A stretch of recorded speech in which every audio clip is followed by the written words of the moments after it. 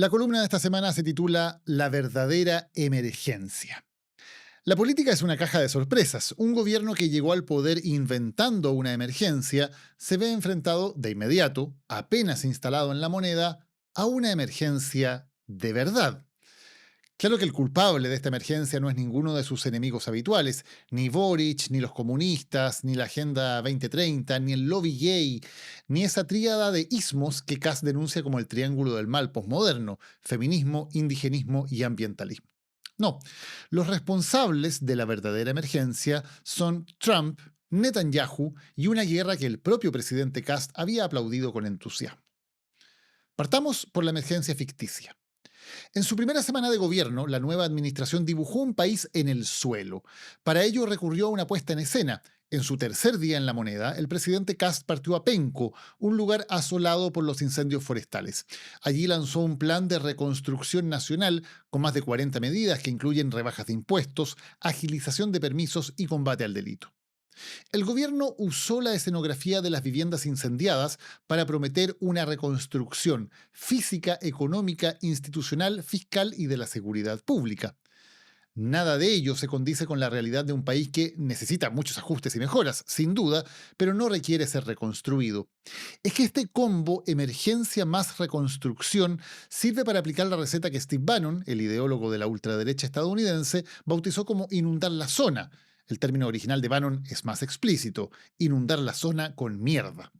Así, bajo la lógica de emergencia, se inunda el debate público con decenas de proyectos y noticias, desde construir la zanja hasta retirar la protección a las ranitas de Darwin, desde restringir la gratuidad universitaria hasta cortar un 3% de presupuesto de los ministerios, desde quitar beneficios a migrantes hasta eximir de IVA a las empresas constructoras, desde poner en duda los Juegos Olímpicos de la Juventud hasta retirar normas sobre polución en las ciudades.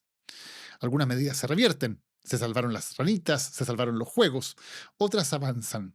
Lo importante es que esta inundación permita pasar colado de Chincolajote. Porque ¿cómo ayuda a los damnificados quitarle protección al pingüino de Humboldt? ¿Por qué el gobierno de emergencia se dedica a estudiar indultos a policías y militares condenados por matar y mutilar a civiles? ¿Cuál es esa emergencia que explica que Chile se retire de la declaración del Grupo de Apoyo de las Minorías Sexuales de la OEA, del cual somos país fundador? ¿A qué reconstrucción ayuda que en la ONU votemos una moción sobre género del régimen de Trump que solo fue apoyada por Pakistán? Y a todo esto, ¿no que este gobierno no iba a dar esa batalla cultural? Y entre toda esta inundación, lo más importante, que pase colada una serie de rebajas de impuestos enfocadas en los más ricos. Se nos dice que tenemos una emergencia física, necesitamos dinero para reconstruir, y fiscal, a lo Milei, que no hay plata, y que eso obliga a apretarse el cinturón con todo tipo de recortes, incluidos beneficios sociales, como la gratuidad universitaria, que no iban a tocarse. Y al mismo tiempo se anuncian proyectos para reducir o eliminar los impuestos a las donaciones, a la herencia y a las ganancias de capital, que son pagados casi exclusivamente por el 1% más rico.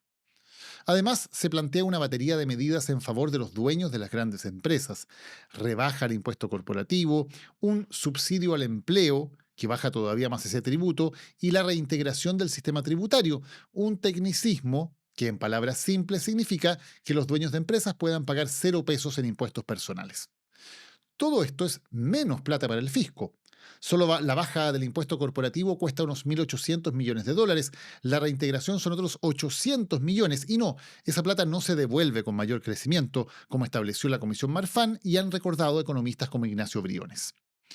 La ficción entonces es evidente. ¿Cómo ayuda a la reconstrucción de Penco que Lux y Ponce paguen menos impuestos cuando trasplacen plata a sus hijos o cuando liquiden impuestos personales? Y entonces, entre tanta ficción, la realidad muerde.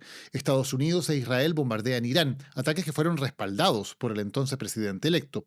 Hasta ahora, la guerra ha logrado el modesto éxito de reemplazar al ayatollah Jamenei por el ayatollah Jamenei Jr., además de inflamar a todo Oriente Medio y disparar el precio del petróleo a niveles que no se veían desde marzo de 2022, cuando el nuevo gobierno de Boric debía enfrentar un escenario idéntico, esa vez por la invasión rusa a Ucrania.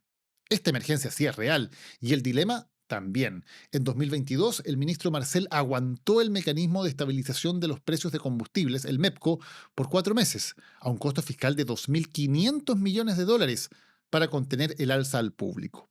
Ahora, el ministro Quirós notificó que no lo hará. No vamos a gastar 200 millones de dólares por semana, argumentó. El litro de parafina ya ha subido más de 200 pesos. Desactivar el MEPCO significa que el litro de gasolina de 97 octanos suba de inmediato 279 pesos por litro y el diésel 469.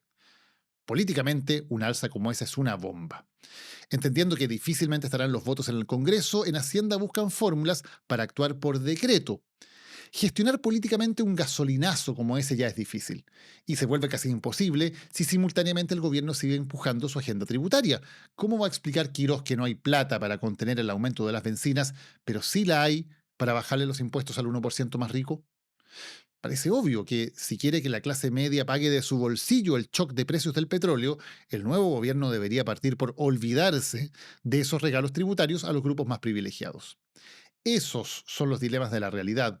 Ante una emergencia que esta vez sí es de verdad, no basta con inundar la zona. Hay que tomar decisiones reales para el mundo real. Y esa es la primera prueba de fuego para el nuevo gobierno.